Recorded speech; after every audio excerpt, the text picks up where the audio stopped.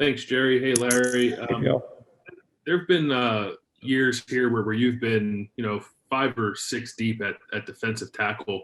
I'm just wondering, as you're, I guess, 2 weeks now out from the season, where do you think your depth is at that particular position? We'll be right in the same boat. We'll have three guys can play inside, nose guard tackle, and then we'll have three guys can play three technique. We have some young players who are doing a great job of coming along, and so I think we'll be okay starting the season with 6 guys on the inside have opportunity to play. Does that include Haskell and Tehran? I'm just wondering where both those guys are. Haskell is not quite cleared yet because of his injury, and Tehran is a slow progress going on right now. I mean, hopefully we'll have him by the time we get to game week. We just bring him along slow with the pandemic, not be able to get rehab and all those things that he needs to have. So we just kind of bring him along, but his progress is going well. So we'll see what happens get closer to game week. Thanks. Yep. Next up, Nathan Baird with Cleveland.com and Jared Smalley on deck. Nathan?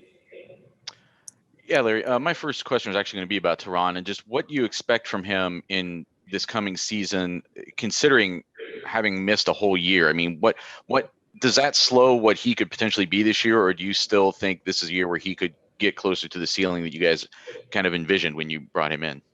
With the injury, being out of football for a long time, then the pandemic hit, not be able to practice. So it's a progress going forward. You just don't jump back in and be at the same level you were when you got here. So that's why we're doing a great job of kind of developing, getting the skill set back to where it needs to be. And being out of football for a year is really tough for anybody to come back and be ready to go. But I think the potential is there, no doubt about that. And now just get them ready to have opportunity to go play in a game and play some live football. So we're working real hard to make sure that happens. What's different about Zach Harrison today than from a year ago at this time? Well, really just mature. He's really has done a great job of just maturing as a young player. He listens very well. He's very coachable. He's has all the attributes, what we look for in a player. And Zach is a guy, you tell him to do something, he do it exactly as you ask him to do. And that's what you want your players to do.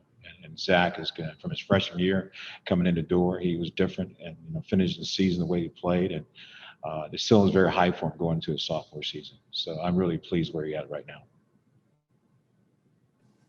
Next up, Jared Smalley, WCMH Channel 4, and Brendan Gulick on deck.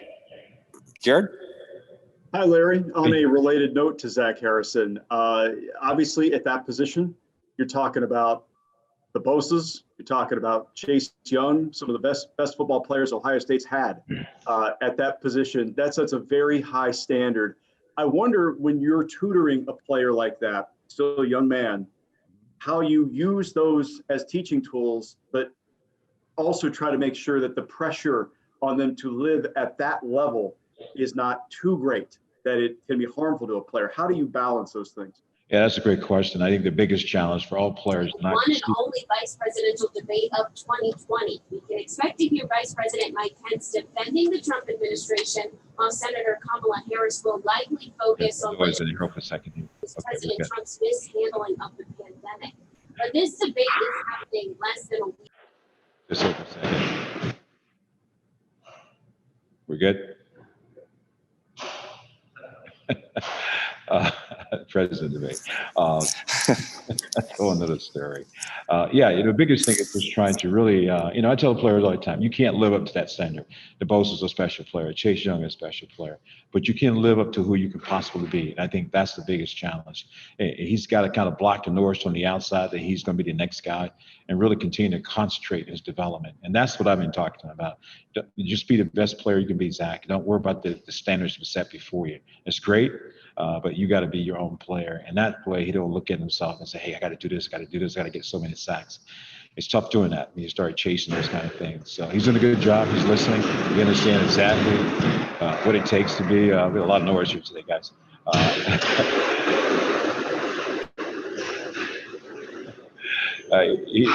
He's done a good job of understanding what it takes to be an elite player. But at the same time, he's got to be himself. And that's the thing I'm talking to him about. If you got all that, with all that noise going on. I'll weave that together.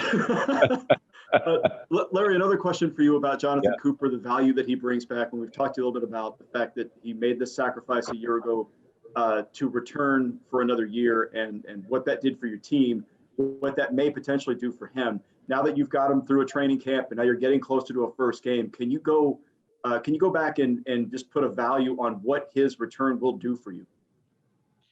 From a leadership standpoint, just having a guy who's played 5 years, know the program, know the inside of what we do, and then walk back in the room for another year is kind of outstanding. Our players look up to him. The whole entire team look up to Jonathan Cooper. He is what you're looking for in a player. You look in the dictionary and find perseverance, and that's Jonathan Cooper. That's what he's doing. He's got a chance to have a special year. He is so excited. He's worked extremely hard to be where he's at right now. He's a different player. I tell people all the time that Jonathan Cooper has some special things ahead of him. Staying healthy is a key, but he's ready to go. He's excited. He's challenging the young players, and he's setting great marks that how you're supposed to do as a player. And I think that's the biggest thing. A guy like Zach Harris and Tariq Smith and Tyler Friday and Javante Baptiste look at Cooper and say, hey, this is how you're supposed to do it. And I think that's value to the room, my room especially, but for the team to see how hard he works. Next up, Brendan Gulick, Buckeyes Now on Sports Illustrated with Austin Ward on deck. Brendan? Hi, Larry. Nice to talk to you. I want to ask you a little bit of a bigger picture question here, because obviously this has been as unusual an off season as you've probably ever been through. Yep.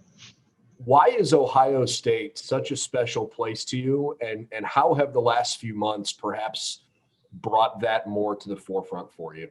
That's a great question. I tell you what, I don't think I would be here as long as I've been here based on where I've done in the past because of the people here. I'm talking from the administration down to the athletic director to our head coach, Ryan Day, and especially our players. And then the people in the community, it's just outstanding people. You talk about in all areas, we've got world-class doctors here that take care of our players. And one of the things I said to myself, when the pandemic hit, I'm more safe here than I've ever been. I feel safe because of the people that we have around us taking care of us. And my players asked me, Coach, what are you going to do? Your age and all that, what are you going to do? I said, you know what? I'm here because I feel very comfortable with the people here we have around us, our world-class doctors, world-class people to take care of us. And that really makes me really feel safe, secure, and certainly my family appreciate that. But what a great place. And not only just football, just a great place to live, great community, just a great fan base. And it's been a joy for me to be here in my 6th, going to my 7th year now. Thank you. Next up, Austin Ward, Letterman Row with Dan Hope on deck. Austin? Hey, Larry. Hey, Austin. We've seen, obviously, over the years how important that 3 technique position is for you. You've also at times sort of borrowed from the edge to fill that. Mm-hmm. If Ron was hurt, or if you needed to move somebody, have you considered that at all to transition yet another guy inside, sort of like Jay Sean did last year?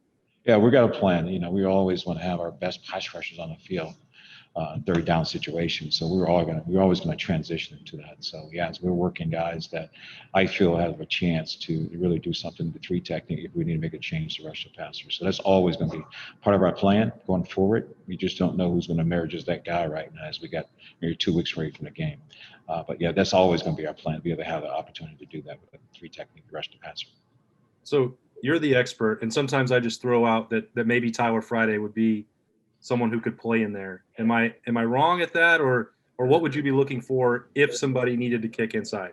Let's just say this, Austin, you really asked a great question, but I'm not going to give you my tidbits now. So you know that. You know me better than that. Great job of trying to get me to say who it is, but I'm just going to tell you, we're going to have a couple guys to be able to do it. So we just have to wait and see if we have the opportunity against Nebraska in the third down, then you'll see the guys emerge that I think you'll like what we're doing.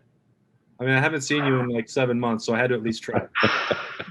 Yeah, I haven't forgot who you are, so I appreciate it. Thanks. Next up, Dan Hope with 11 Warriors and Bill Rabinowitz on deck. Dan? Hey, Larry. I know that Juan's a guy who's spent some time at both a nose and a free tech spot. Kind of where do you see him factoring in right now? I'm sorry, who's the name? Antoine Jackson. Yeah, Antoine has had a really great camp. I can tell you that. He's had a great camp. He's done some really good things. Him and Tommy Togia has been really a foundation of what we're doing right now. And Antoine gives value because he can play 2 positions. He can play nose and play 3 technique. So when you go in a row, you have a guy, you really gain an extra guy. If something happened in nose position, he can go ahead and play nose or play 3 technique. But that's kind of the versatility he brings to the table. And I really kind of like where he's at right now. He's practicing really well and doing some things for us. And I know that Ty Hamilton was one of the first guys to lose his black stripe. How's he been doing? And what about Darian and Jacoby as well? Ty has been doing really well. Ty's put on 20 pounds since he's been here. He came in at 260. He's about 285 right now. And we have moved him inside. And I think that we're doing the same thing. We're trying to transition from being a big nose guard and to a 3 technique. And so that's going really well for him right now. I like where he's at as a young player. He's still in the development stage, but he's really done a good job since he's been here. He's gotten stronger. He's got a chance to be a player going forward. Darian is at the deepest man position. He's working hard, trying to learn the system. And he's making progress. I mean, him and Noah Potter is another guy in the position. They're both guys making progress right now. Thanks, Larry. Sure. Next up, Bill Rabinowitz with the Columbus Dispatch and Dave Biddle on deck. Bill? Hi, Larry. Hey, Bill. Another question about Zach Harrison. Yeah. You talked about him wanting to not feel like he's got to be the next Chase Young or the next Bosa. But he obviously is an extremely talented guy. How does he kind of handle that pressure? Maybe it's self-imposed. And just, could he be one of those kind of players? He certainly has potential to be that. Going into his sophomore year, and every sophomore and every great player, Coach DeBosa's Chase, there's an up and down in the sophomore year, trying to feel that role that I have to do this, I have to be this. And that's what happens when you do that. You put too much pressure on yourself. And all of a sudden, you start chasing things you shouldn't chase. So really just trying to keep Zach balanced. We do a great deal of talking about what is expected of him so he doesn't make the expectation bigger than he can handle. And again, he's just a sophomore. And so as a sophomore, he's still learning how to do this thing the right way. But I like where he's at. He's got a chance. Really just depends on him and how he's developed as we go forward. And could you just kind of discuss, he was on the Big Ten's anti-hate, anti-racism coalition. Just give a sense of just, that he's more than a football player, what he's like just as a guy. What a great guy. Got a sense of humor. You wouldn't know that until you sit down and talk with him, but he's very bright, very, what I call is very, self-centered in himself and what he thinks. He's an inner thinker. He's a deep thinker. He says some things in the office, you go, wow, man, Zach, man, that's really awesome. And he cares about people. He's involved. He cares about people. He cares about equality. He cares about how people feel. And I think that's really, his compassion he has for people and for himself. So Zach is not only an outstanding football player, but he's a great person. And I think that goes back to mom and dad, in the sense of how they raised him and brought him up. But what a joy to have just to sit around and talk to him. You get so many light things that he says that you go, wow, that is pretty impressive, Zach. And so I like spending my time with Zach because he allows you to calm down because he has that calming feel about what he does. Thanks, Larry. You got it. Next up, Dave Biddle, 24/7 Sports with Tony Girdman on deck. Dave? Hi, Larry. Hey, Dave. Who are the top 3 guys at the 3 tech right now? I know you said Antoine Jackson moves around to both, but who are maybe some of the top 3 guys, maybe some of the guys that are in the mix to be in the top 3? Well, I think we got a couple of guys. I really like Jaden McKenzie. He's starting to make a push right now. He's done a great job in camp. He's up to about 285, and it shows value that he can do it. Jerron Cage, another guy that we could play the 3 technique, that we can rotate in there. And then we just got to wait and see how, the other guy, Jerron, and Haskell, goes through his recovery, how that goes. So I think we got bodies that can go in there and play. We just got to see how things go forward. And at the 1 tech, is Tommy the starter? And then who would be the top guys kind of behind Tommy? Yeah, so what we're doing there, Tommy is there, and this guy's had a great camp also. And then you have Jerron Cage, who can go both sides. And we work in Ty Hamilton a little bit at nose guard and get him a chance to see what he can do. So I think we got enough bodies in there. We just got to see who's going to emerge as the player as we go forward. 2 weeks left. Thanks, Larry. I appreciate it. Sure. Yeah, you got it. Next up, Tony Girdman with Buckeye Scoop and Stephen Means on deck. Tony? Larry, a couple quick things. Hey, Tony. You mentioned some of the defensive ends moving inside. Is that just on third downs, passing downs, or is that a possibility on running downs as well? It could be. We don't know really sure yet. Nebraska's a running team, so we got to prepare for the running game going forward. So we'll see how that plays out as we go forward. But I would say there's each between Javonte Baptiste and Tyler Friday and Cooper and Zach. It really give a good chance to do a lot of things, those 5 guys. So I'm looking forward to see how we fit as we go forward. And then you mentioned Haskell isn't quite cleared. When do you expect that to happen? Could he miss a couple of games? What kind of time frame do you think we're looking at? Yeah, we don't know yet. He's a very sensitive area that he was injury. So we just kind of wait and see and let the doctors tell us when he's ready to go. He's in practice. He just things he cannot do. But he is in practice every day. He's really engaged. He's in the meetings, and he's in great spirits. And so we just kind of wait and see how the doctors release him. He has not been released yet, so we'll see how it goes. What went through your mind when that whole thing happened? Scary, very, very scary. It was a very shocking move for all of us. Very blessed for him, how lucky he is. Again, it goes back to what I said earlier, but what a great doctors at the medical center, right? Just really incredible people and what they did, and to get in the position he is right now. But it was scary, to get a phone call that late at night, and now that one of your players has been shot. But I'm just so thankful and blessed that he's in the position he is. He's recovered very well. He's in good spirits, and just one of those moments you'll carry for the rest of your life. How close it is, from breathing life and then life being taken away from you at such a young age. So, thank you. Next up, Stephen Means with Cleveland.com, and Tim May on deck. Stephen. Hi, Stephen. Hey, Larry. How you doing? Good. In 2017, you seemed that you just had a lot of depth at both edge rushers positions. I think you had 4 guys who had plus 500 snaps. Last season, you didn't necessarily need that because you had a Heisman Trophy finalist, so he's probably not coming off the field anyway. It seems like in this room this year, it's closer to what 2017 was as far as the depth. I guess what was the benefit of that level of depth in 2017, and how you see that playing out in 2020? Yeah, I think you're right on. I think 2017 was a year we had a lot of depth. I think with Therese Smith and Zach and all the guys I mentioned earlier, it gives us a chance to have really 5 good guys can go and play with a backup, either Noah Prider or Garyon Henry as we go forward. But it gives me a chance to move those guys around, and we can play fresh. I'm really big in having guys play fresh and playing fast, and that gives us a chance to do that. And so I'm glad you said that, but I think 2017 was that year that we did that, and I think this year is going to look about the same way, and no doubt about it with those guys. And then from a recruiting standpoint, when you're trying to close out a class, and maybe there's a guy that you would like to add in your room, but obviously as the NCAA stated, you're not allowed to get the kid on campus.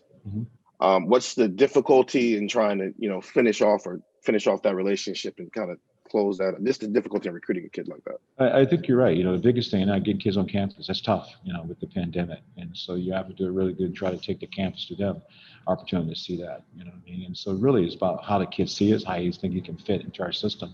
So you try to share that with, exactly how we fit, how you fit in our defensive scheme, what we're looking for. But there's nothing like being on campus for in person and get to meet the people that you're going to be around. So that's probably the toughest thing. Thanks, Larry. Yeah. Next up, Tim May with the Tim May podcast and Letterman Row, and Pat Murphy on deck. Tim? Yeah, 3 quickies, Larry. Number one, did you opt into the 5% contract cut like Gene Smith said that the contracted guys out there, they couldn't force you guys to take a cut, but I'm just wondering, did you, and just and if you did, why did you opt in? Yeah, I did opt in. I think it's the right thing to do. It's the right thing to do. It's a great athletic department. Gene Smith is a great athletic director, and it's the right thing to do. And so I didn't hesitate, when he told us what was going to happen. So yeah, I did opt in, and I'm glad I did. And number 2, a couple of the linebackers mentioned last week that coaches have been on them to watch the last 3 games of last year when things seemed to kind of slip, things got a little bit loose defensively and stuff. And how much have you harped on that with your guys? But mainly, what was learned, I guess, over those last 3 games, but the last game especially, about what could be tightened up with the defense this year? The biggest thing for us is giving up big plays. When you give up big plays on defense, game changes, no question about that. And so you have to limit the big plays. And we had some big explosive plays in that game, the last game we played. And that's something we have to look at and try to find a fix. And I think the season go on like everything else. You do something very well, teams try to find a way to take advantage of what you do.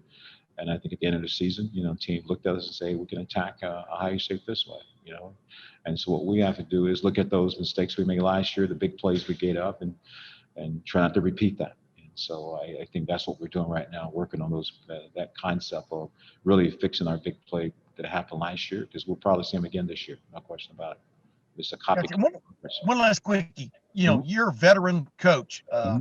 What have you had to switch up, change about just regular day-to-day practices since y'all gone to full pads and stuff? What have you altered, et cetera, just in your routine with these players about what you're doing and maybe what you're not doing like you used to do in the past? Can you give an example or two? Yeah, I think the biggest thing is touching and hugging your players. I think I'm I'm a on-touch guy. I like to hug my players, be around them, and you just can't do it. I think that's the toughest thing for me, that you can't be as close as you want to be to your players. So we're always elbow bumping. That's you can't show true love, but I'm one of those guys I like to express my feelings, how I feel about a guy. That's probably the toughest thing, and then always talking in the distant. And then wearing a mask for all the right reasons. You're wearing a mask, but now you're in the football field, and then you have to continue to do that. You coach from a distance almost. I'm standing 5-6 feet away. You're yelling at my guys, as opposed to being up close. So I think that's the thing that's been the toughest for me to learn how to do, is to control my emotion with my players. And I don't know what's going to happen game time. I can stay away from jumping them and celebrating with them. So I think that's the toughest thing, Tim. It hasn't caused you to curse yet, has it? That'll never happen, Tim. All right. Thanks, man.